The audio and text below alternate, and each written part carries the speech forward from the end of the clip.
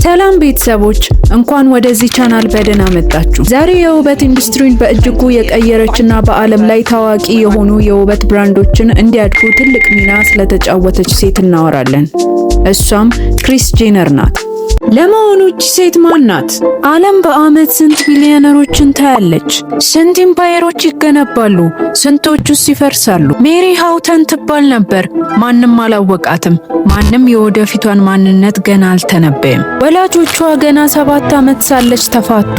ገና ልጅ ሳለች የቤተሰቧ መፍረስ ትልቅ ጉዳት ይዞባቸው መጣ። ንግዳቸው ፈረሰ። ግን በዚያ ጊዜ አንድ ነገር ተወለደ፣ ጥንካሬ። ትንሽ ልጅ ሳለች በእናቷ የልብስ ሱቅ ውስጥ መስራት ጀመረች። ገንዘብ እንዴት እንደሚቆጠር፣ ደንበኛ እንዴት እንደሚያዝ፣ ንግድ ሕያው ሆኖ እንዴት እንደሚቆይ እነዚህ ትምህርቶች በደሟ ውስጥ ገቡ። ታዲያ ይህቺ ወጣት ወደ ኮሌጅ ገባች? አልገባችም። ይልቁኑ አየር ላይ ስራ መረጠች። የአየር መንገድ አስተናጋጅ ሆነች። ግን ይህቺ ሴት ለዘላለም ደመና ውስጥ የምትቆይ አልነበረችም። መሬት ላይ የሚጠብቃት ትልቅ ታሪክ ነበር። በወጣትነት ዘመኗ ከአንድ ወጣት ጠበቃ ጋር ተገናኘች። ስሙ ሮበርት ካርዳሺያን ይባል ነበር። ተጋብተውም 4 ልጆች ወለዱ። ኮርትኒ፣ ኪም፣ ክሎዌ፣ ሮብ። በዛ ጊዜ ህይወት ጥሩ ይመስል ነበር፣ ግን ከበስተጀርባ ስንጥቆች እየሰፉ ነበር። ብዙም ሳይቆይ የኦሎምፒክ ጀግና አገኘች። ብሩስ ጄነር ይባል ነበር። ከሱም ጋር 2 ልጆች አፈሩ። አሁን 6 ልጆች ነበሯት። ማንም ገና አላወቀም። እነዚህን 6 ልጆች በአንድ ቀን የዓለምን ትኩረት ሙሉ በሙሉ የሚይዙ መሆናቸው። በዚያን ጊዜ ብዙ ሰዎች የካርዳሺያን ቤተሰብን አያውቁም ነበር፣ ግን አንዲት ሴት ከሁሉም በተለየ መንገድ ታስብ ነበር። ሰዎች የኛን የህይወት ታሪክ ቢመለከቱ ይወዱታል ብላ አመነች። ብዙ ሰዎች ግን ሐሳቧን አልተቀበሉትም፣ ነገር ግን አልተሸነፈችም። አንድ ቀንም ፕሮዲውሰር ራያን ሲክሬስት ወደ ቤታቸው መጣ። ከዛም ካሜራው ተከፈተ። ምንም ስክሪፕት አልነበረም፣ ምንም ተዋናይም አልነበረም። የእውነተኛ ቤተሰብ ህይወት ብቻ ነበር።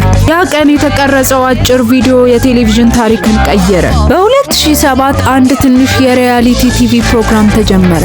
በመጀመሪያ ላይ ይህ ፕሮግራም ብዙ አይቆይም ብለው ነበር። ነገር ግን 1 ሲዝን ሆነ፣ 2 ሲዝን ሆነ፣ እንደዛ እያለ 5 ሲዝን ደረሰ።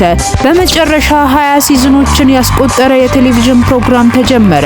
ከጥቂት ወራት በኋላ ኪፒንግ አፕ ዊዝ ካርዳሺያንስ ተብሎ የተሰየመ ፕሮግራም በቴሌቪዥን ቀረበ። በጣም ታዋቂ ከሆኑ የሪያሊቲ ቲቪ ፕሮግራሞች አንዱ ሆነ። ነገር ግን የሚያስደንቀው ጉዳይ ይህ አይደለም። ይህ ፕሮግራም ቤተሰቡን ታዋቂ ብቻ አላደረገም። ታዋቂነታቸውን ወደ $ቢሊዮን የሚቆጠር ንግድ ቀየሩት። ከመዋቢያ ምርቶች እስከ ፋሽን፣ ከማህበራዊ ሚዲያ እስከ ዓለም አቀፍ ብራንዶች እያንዳንዱ እርምጃቸው ዜና ሆነ። ግን ከዚህ ታላቅ ስኬት ጀርባ ትችት ነበር፣ ክርክር ነበር፣ እንባ ነበር። ክሪስ ጄነር አንድ ነገር አወቀች። ሰው ሲታወቅ ምርት ይሸጣል። ኪም ካርዳሺያንን ወደ ፋሽንና የውበት ኢንዱስትሪ አስገባች። ከዛ በኋላ ፎቶሹት፣ ብራንድ ስምምነቶች፣ ማህበራዊ ሚዲያ እቅድና በመጨረሻም KKW ቢዩቲ ተወለደ። I'm Kris Jenner and this is The Burnouts. ቤተሰቦች ቀጣይ በአስደናቂና እጅግ በሚገርም የውበት የጤናና የፋሽን ፕሮግራሞች ስለምንገናኝ ይህን ቻናሌን ሰብስክራይብ አድርጉ።